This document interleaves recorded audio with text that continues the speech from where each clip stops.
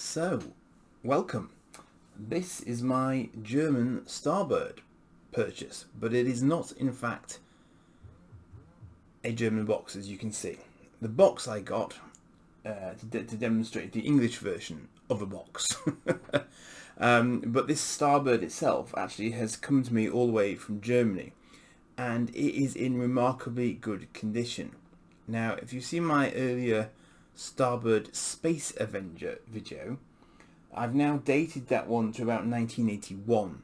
This one is from 1978. So this is a 44-year-old toy, and it is in remarkably good condition. It really is. The only slight snag with it was that its lasers do not light up. Now, me being me, I have overbought with these things because I thought I would need to fill in some gaps potentially. So because I've got this box, I've also got another rather more beaten up Starbird from a British seller on eBay, which wasn't anywhere near as complete or as it wasn't such a nice colour, and quite frankly it smells. However, it got me the box, and it did also give me another set of innards. So this is the piece of equipment that makes the sound.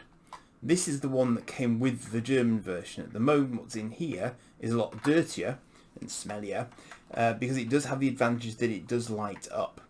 So I'm going to sort of dim my boosted lighting at one point and just show you that, you know, what the lights look like when I go through this. I am also going to do a much bigger video than this, in order to show you the full sort of range of Starbirds that I've now got, and a few things you can do with them, and the differences between them as well, because there are, as I had thought in the last video, there are differences in the coloration of the additional elements that you have to sort of plug into it to make the full ship. So I'm going to try and do a sort of a guide for people who are trying to perhaps put one together. They may be very few and far between in terms of people, I know, but you know, I'm a completist like this. The other rather marvellous thing about this model is this. Lo and behold, it's only got a gun. This little thing here is very, very unusual to find with these toys. As you can see, it's really clever because it just means you get a sort of a 360-degree arc of coverage, and it can go up and it can go down and it just goes all around. It's very happy with life. And they always, of course, get lost because they just come out like that. And that's it. Then they're gone forever, basically. So I was gobsmacked when I saw that this still had one. And not everyone will appreciate that they even should be there. But so as soon as I see them, I get sort of unreasonably excited and think that's great, because it means that I can genuinely say that I have a complete Starbird. Because that is unusual. You see, these bits are often missing as well. Sometimes these are, although these are really hard to lose, because they're so embedded into the front sort of cockpit structure. It's really hard to get rid of them. And I've also got two very nice interceptors, correctly labelled. One's number 1, one's number 2. And I have realised, because I'm dense sometimes, that you can do this. So although these fighters are now upside down, they are nevertheless interchangeable.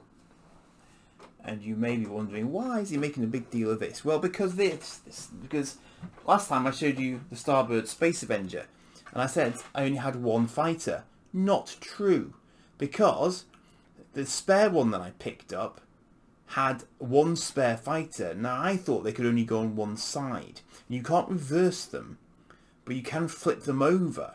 So as you can see, on one side, that one's got an intercept 1 on the correct orientation. On the other side, it doesn't, but it does at least allow me to film it as it should look. And you can see that, in fact, this is a really nice view to see this from. I wasn't intending to do this on this video, and there'll be better still photos of this, but can you immediately see that the interceptors on the Avenger are black, whereas they are dark grey on the electronic Starbird? Equally, the jet, the main exhaust on the back of this, is dark and black, whereas it's just dark grey on the electronic starboard, and the rim surrounding the ball turret is black on the Avenger but dark grey on the starboard. So other things are less obviously different. The greyish sort of mid-tone plugins next to the main engine and on the cockpit area, to my eyes, are actually the same. So those you could perhaps switch out and it wouldn't be as noticeable, but where the greys become black, obviously it is very noticeable. Also the case with the vertical thrusters underneath, because on the underneath of this one, as you can see, they're grey. On this one, they're black. So stickers obviously aside, those are actually the main differences. Other than that, they are nigh on identical, although I have noticed one other small difference. And I'm completely wrecking the next video, but basically by telling you this, but I might as well include it on the off chance you don't see it in the next video. But you'll see, to my surprise, this inner cockpit portion here is actually detailed. You can see it's got plastic moulding. Now, on the Space Avenger, that is actually smooth. It's completely smooth. And I suspect I know why. Because this, fitting it back into the cockpit structure here is actually quite difficult. And I think they realised that actually they'd goofed there, and so they made it easier on the Space Avenger to slot them back together again. Which makes perfect sense, you know, it's a very obvious sort of logical progression.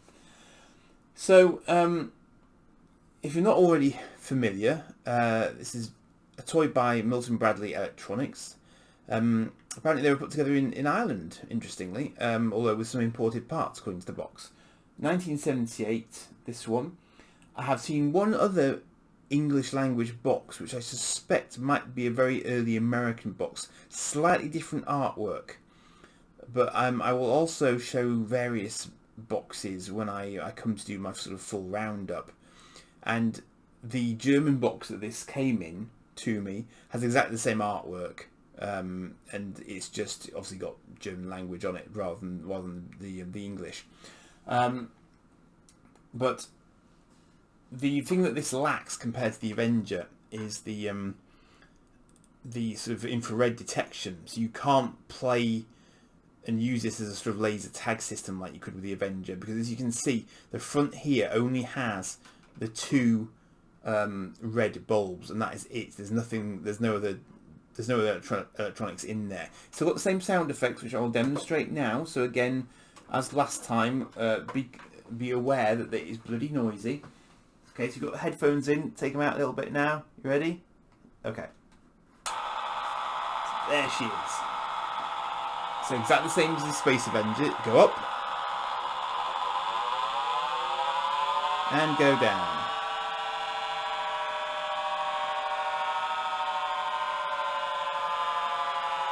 And I'll switch my light off here. And do it with one hand.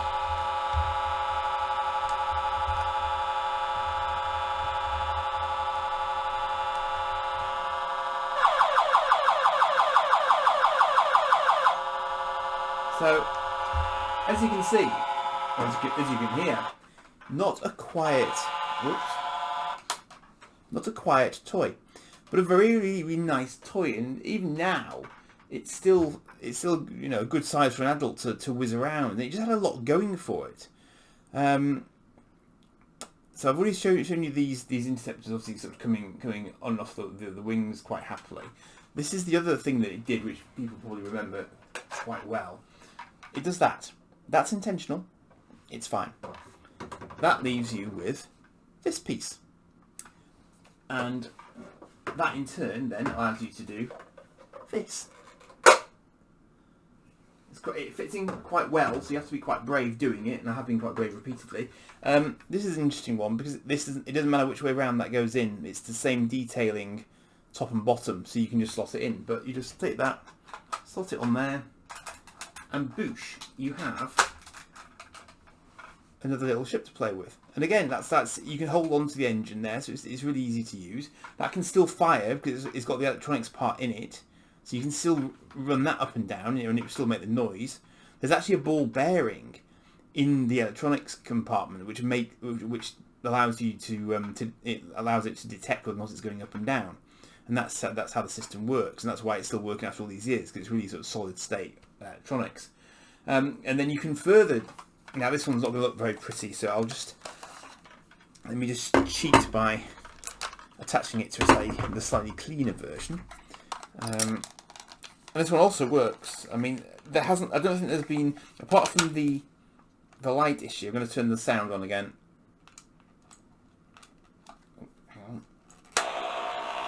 So, apart from the lights on this one not working, you can see it still works even when it's in this little tiny mode.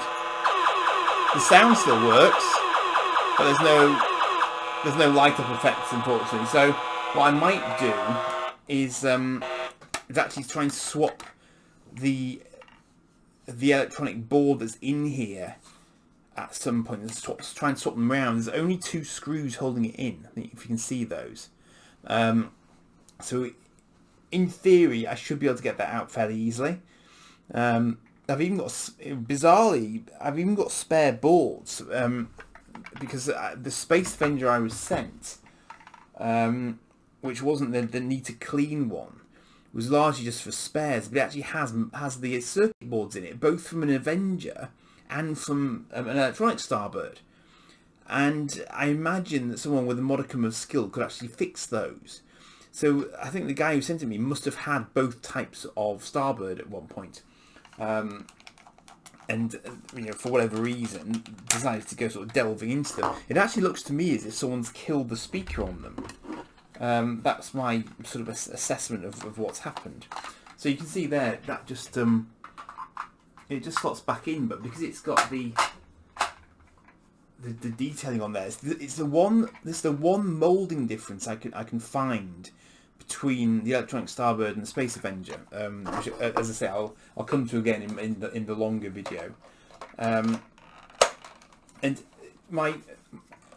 for the time being, my word of warning on these is that on eBay you'll see people who are charging a really, really steep price for what they're suggesting sometimes is a complete Starbird in a box.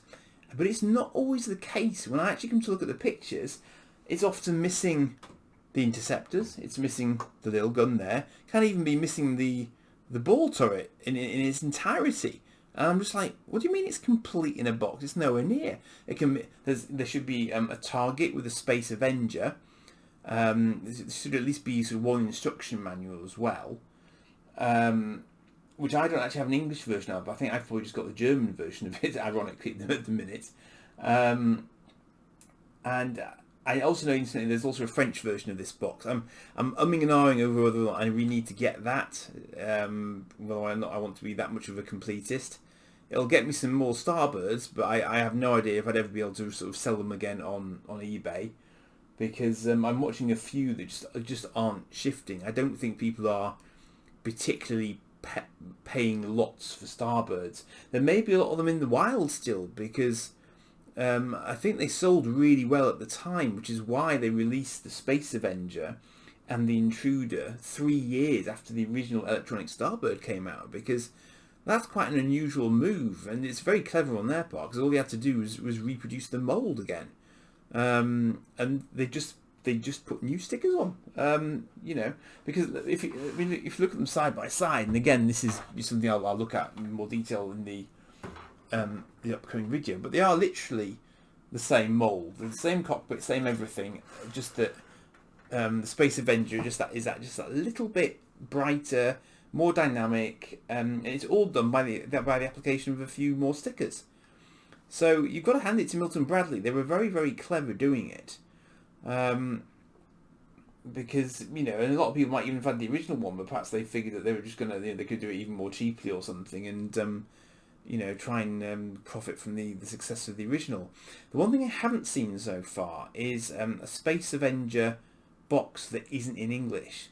So I do wonder whether or not they only released the Space Avenger and the Intruder in maybe the British and US markets.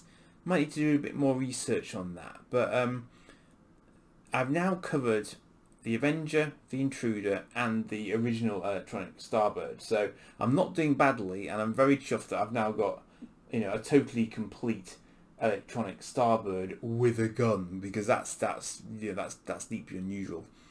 And I'm kind of debating whether or not I can really afford to splash out to get a gun equipped Avenger, because I know that the only difference is, as with some of the other plastic parts, it has a black gun, whereas the electronic Starbird, as you can see, has a dark grey gun. That is about the only other difference that I can see.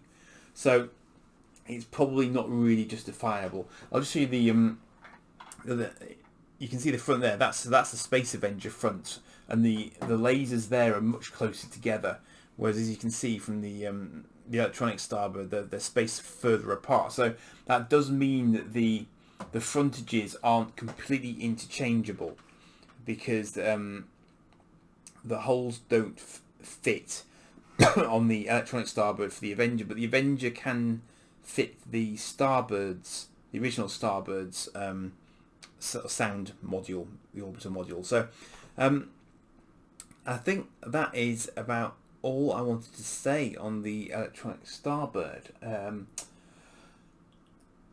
I will be doing a longer video to give you a sort of a full kind of guide over across the three of them, and, you know, just see just how compatible they all actually are with each other.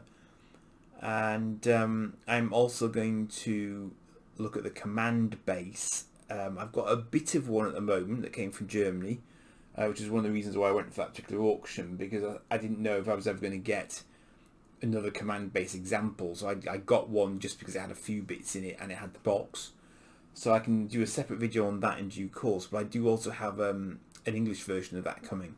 So I'll probably use that one to do a video, and whether or not I have a full command base is debatable at this point, but when it arrives, you will find out about the same time as I do. Perhaps a little after.